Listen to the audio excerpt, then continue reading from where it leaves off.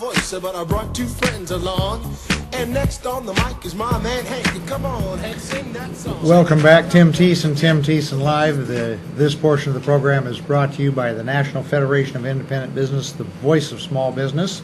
My next guest is Arthur Moye. He is with the Foundation for Fresno's Future. Thanks for coming in, Arthur. Thanks for having me. Brand new organization, nonprofit here in Fresno. So tell us a little bit about yourself and leave out the parts that we might hold against you. Okay, sounds good. And then we'll go from there. So founding board member of the Foundation for Fresno's Future, and essentially it's just that. It's an organization that's looking to see a brighter and more vibrant future for Fresno in the future. So we tackle a variety of issues, and our first marching order is the Fresno General Plan, something we really believe in. So, okay, let's talk about that. It's been bumping in and out of the news, just depending on what.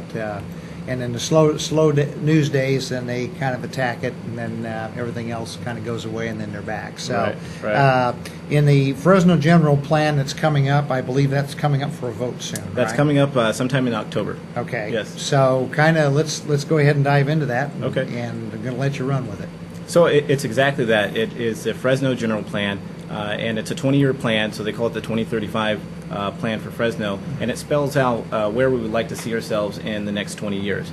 And I think it's important that not only does it say where we want to be and paint this wishy picture, but it also tells us exactly how we're going to get there. So kind of the steps and the foundation and the path that to get to a more vibrant future for Fresno. Okay. And this covers everything, like as far as it covers a variety. It covers basically everything. So you're talking about neighborhoods, you're talking about small business, job development, you're talking about public safety, parks and recreation, and a variety of other things as well. Okay, so, and there would be suggestions in there too for future zoning, some changes, or yes, does it go into that? Future zoning for sure. There's an emphasis on taking a look at what we already have before we continue to sprawl, basically. Right. Okay, so we've got a lot of infill development. Infill development. That's a big piece of it. Okay, and naturally this takes resources to develop this plan. So why? It does take resources to develop a plan, but like any good business or any city, you need a pretty solid plan. And for the city of Fresno, the plan has kind of taken a back seat for the last 12 years and really hasn't been updated. And now that we're kind of digging out of our deficit and paying our debts, this emphasis has been on this plan for the last 2 or 3 years. So we could get a new plan that really reflects where the city is now and where it wants to go. So so now the Foundation for Fresno's Future. This is your. I'm sure you're going to be an ongoing thing. Yes. with a lot of issues, but this is going to be the big one you want to capture. So, correct. So why is Fresno, your organization, getting involved with this general plan? Well, since our organization is all about a better, more vibrant Fresno. In the future, it seemed to make a lot of sense to get behind the plan that dictates that future. So it's a very broad plan, and we believe in a good percentage of it. So, okay. So you're pretty well now. Are you going to be funding part of the campaign to get this thing passed? Yes, you've probably seen some commercials out there and some other literature and us on TV here and there. That's all part of coming from the Foundation for Fresno's Future. So we're definitely behind that. Okay. The plan itself, let's talk about some of the things here, like your neighborhood plan, and what do you have involved in that for neighborhoods, because that is becoming quite an issue. Right. Neighborhoods it's several elements, but a big piece of it is restoring the neighborhoods that are existing and kind of downtrodden a little bit. So putting some emphasis on there, and also for future neighborhoods, creating them so there aren't as many dead ends. There's through traffic, and they're self-sustaining. So you're going to have a grocery store, you're going to have a public school and everything like that accessible within the community. Absolutely. Okay, and then speaking of that, we'll kind of go into. I know part of it. I know just enough about this to make myself dangerous. So we're going to be real careful here. I know a big part of the general plan is going to be infill development. That's correct. Okay, so let's kind of go through what that means, because people will hear that term thrown out in the media, but they go, well, Right. what does it mean? Well, it kind of means if you look at the center of Fresno or downtown and move out, as you move out, you see neighborhoods that were maybe forgotten. They have older buildings or vacant. The glass is broken, and it's just not a really good, visible, at least, quality of life. So the purpose is to focus some development into those areas to get them back on their feet. So that's what they mean by infill. The best example I've ever seen is like a CVS. They have quite a few CVSs, and I've literally seen a CVS close down on one side that's been there for 20 years and build one right across the street. So infill development is tearing down or rehabbing the one that they left behind instead of continuing to just build. Right. Okay. Yeah, I don't want to put him on the spot, but I'm sure that Councilman Olivier is on board with this. Well, we're independent. I don't have. I'll just take it a step further. I know his District 7, okay, is one of the toughest Yeah. districts that encompasses, close to the downtown proximity and everything else. And Absolutely. and Clint's been on this show before, and he's talked to me privately too. It is really tough. It is, and we're hoping that when the vote comes and it's presented to council, that they're all on Right. on the same side. So. Okay, and yeah, I'm going to kind of segue into something here. In some of these older neighborhoods, okay, you have a lot of individual properties, Right. okay, which is the way it should be, by individuals, citizens, and they're absentee owners, and they have renters in there, and there's areas along, in District 7 that I've driven around before, it is blighted, Right. very, very blighted. Right. Okay.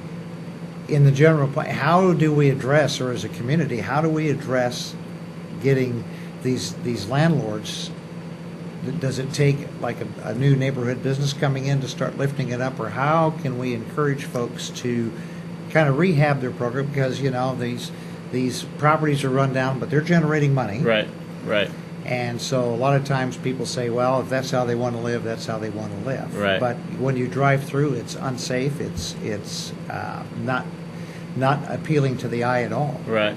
Well, there's a variety of different ways. I know there's programs in Fresno that are already kind of working to revitalize those areas.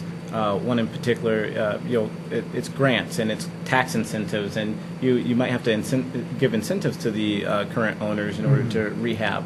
But a lot of times, for where the city does control, and it is Public Works, working on that and making all the surrounding areas as nice as you possibly can is an incentive within itself for the individual citizen owners of those buildings to kind of step up their game a little bit, and providing a voice to the people who are the residents in those homes. Absolutely, and a big part of that too is jobs. So Absolutely. how is the plan going to be addressing job creation or job preservation? We have a tough economy here, so We do. Part of it, sometimes before you talk about job growth, you need to be really addressing how are we going to hang on to the jobs that we have. Right. No, absolutely. And job growth and sustaining the jobs that we have is a big part of the plan. Part of it is attracting the small businesses, as they're the largest employers, to the valley, and making the valley a place where these small businesses want to call home for a long time. So what that means is the small business ownership stays in town, and so do the jobs. So, and then in attracting small business from out of Fresno into Fresno, we have our lower cost of living. We also are in the plan. They're attempting to spell out a path of how to attract different industries. So not the traditional industry. So we're talking more techie style businesses, and there's already quite a bit of that brewing in Fresno. Yeah, I've heard some talk of that, and it's quite interesting. Is the tech industry is taking a look at it for a variety of reasons. Absolutely. Especially this time of year, they just love the weather here when they move from the Bay Area on that. So the next thing too is like parks and trails. What do they have in the plan there? Well, parks and trails are parks, and free open areas that aren't densely constructed upon. So it adds to the quality of life. I feel that any area that you go to Fresno that has running paths and parks, it gives a more community sense. And there's a ratio there of successful cities that have a certain square footage per 1,000 residents.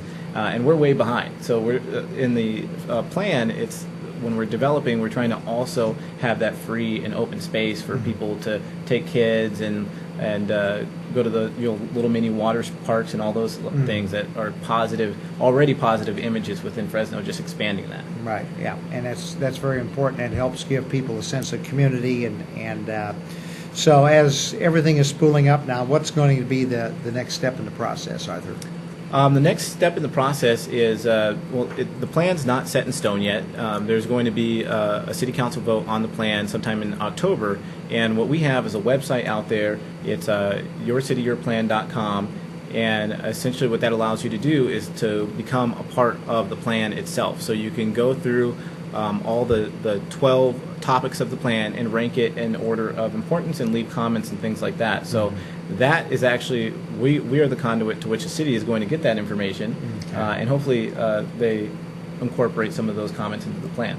Okay. The public in the plan too is, are they, because we're expecting some more growth, so in the general plan, how are they addressing public safety? Because that's going to be number one. These parks and things are of no use to our neighborhoods if people don't feel comfortable going there or taking their kids there. So they're addressing public safety in a variety of ways. One that's I think is the most interesting thing if you read the plan is enhancing safety based on urban design, right? So when we're doing the infill remodeling, when we're developing new neighborhoods, making sure the lighting, making sure no dead ends, making sure through traffic and bicycle paths and things like that, just in its nature prevent crime, but also creating and having a goal for appropriate ratios of police and firefighters per 1,000 residents, which we're well below right now.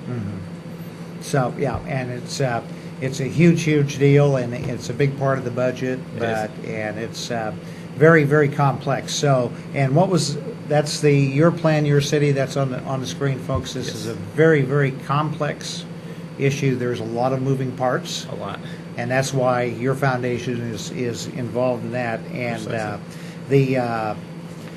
as far as new development, I know there's some stuff going on just north of here towards the downtown. There's been a lot of good progress.